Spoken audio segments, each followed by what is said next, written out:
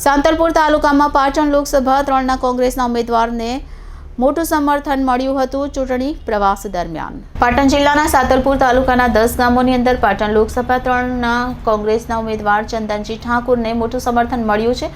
ઠેર ઠેરથી ચંદનજીને આવકારવામાં આવ્યા અને કોંગ્રેસને વિજય બનાવવા ખાતરી આપવામાં આવી, જેમાં સાંતલપુર તાલુકાના ગરમડી, મઢુત્રા, વૈવા, બકુત્રાપડ, સીધાડા, કોરડા, જજામ જેવા 10 ગામોની અંદર કોંગ્રેસના ઉમેદવારે ચૂંટણી પ્રચાર કરતા ઠેર ઠેરથી મોટો આવકાર મળ્યો હતો। તેમની સાથે રાધનપુર વિધાનસભાના પૂર્વ ધારાસભ્ય રઘુભાઈ દેસાઈ અને પાટણ જિલ્લા કોંગ્રેસ પ્રમુખ અને અન્ય મહાનુભાવો, પાટણ જિલ્લા મહિલા મોરચાના પ્રમુખ જયાબેન સોની, રાધનપુર શહેર મહિલા કોંગ્રેસ પર જ્યોતિબેન જોશી અને સવિતાબેન શ્રીમાળી, હમીરજી ઠાકોર, બાબુલાલ આહિર, શંકરજી ઠાકોર, ગણેશજી ઠાકોર અને મહેબૂબ ખાન મલિક સહિતના મહાનુભાવો ચૂંટણી પ્રચારમાં જોડાયા હતા।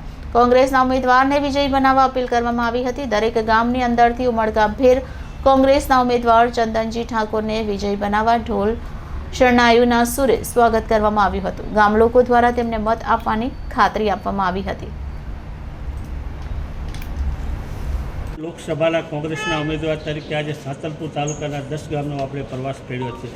ઠેર ઠેર તમારું સ્વાગત અને લોકોનું ઉમળકાભર સ્વાગત કરવામાં આવ્યું। ખૂબ લોકજુવાળ જોવા મળે। શું કહેવા માગો? પાછલા 10 દિવસથી સમગ્ર લોકસભામાં પ્રવાસ ચાલી રહ્યો છે। આજે રાધનપુરના સાંતલપુર વિસ્તારનો પણ પ્રવાસ શરૂ કર્યો છે। સમગ્ર વિસ્તારમાં ગઈકાલે હારીજ વિસ્તારમાં મારો પ્રવાસ હતો। ઠેર ઠેર ખૂબ આવકાર મળી રહ્યો છે। ઢોલ નગારા પીપળા સાથે લોકોમાં પ્રેમ ભાવ અને જે ઉમેદવારની કોંગ્રેસ પાર્ટીએ પસંદ કરી છે એમાં ખૂબ વધામણા થઈ રહ્યા છે। આજે સાંતલપુર તાલુકાની અંદર અનેક ગામડામાં મેં પ્રવાસ કર્યો। પ્રવાસની અંદર ખૂબ પ્રતિસાદ, વધુમાં વધુ પ્રતિસાદ મળ્યો છે। લોકોનો પ્રશ્ન પણ છે આજે ટોલ ટેક્સવાળા બાબતમાં, જે ટોલ ટેક્સ લોકોને લોકલનો જે ટોલ ટેક્સ લેવામાં આવે છે એ પણ એક મહત્ત્વનો પ્રશ્ન છે। પાણીનો પણ પ્રશ્ન છે। અનેક પ્રકારના પ્રશ્નોની રજૂઆતો પણ મળે છે।